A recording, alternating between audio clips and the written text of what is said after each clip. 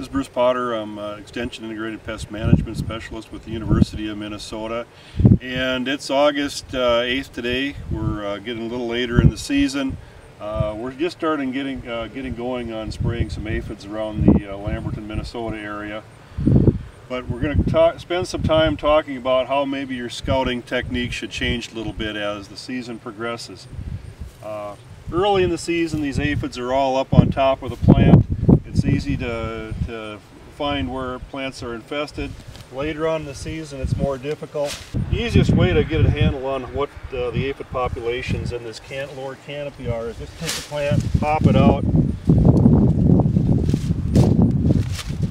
grab an individual plant, and start looking at those plants from the bottom up, counting aphids as you go through the top. The threshold is still the same. We're still looking for 80% of the plants with aphids.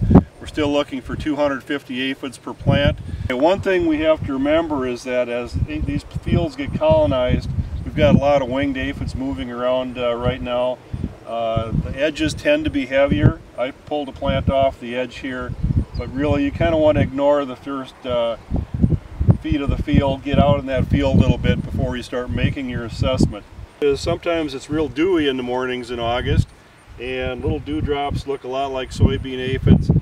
If you can shake the plant a little bit, that'll help knock some of that dew off. The aphids should stay still. Makes counting a little bit easier. Actually, and the other thing is if you've sprayed a field and you're trying to determine, wait for the re-entry interval of course, but if you're trying to determine if that insecticide application was effective, shaking that plant, any aphids that are dead or dying are going to fall off and you're going to get a better count that way. Okay, the 250 aphid per plant economic threshold is valid all the way through R5. An R5 plant would have a bean at least 1/8 of an inch long. When you hit R6, one of the pods in the top of the 4 nodes of the plant is going to have that cavity filled. This would be an R6.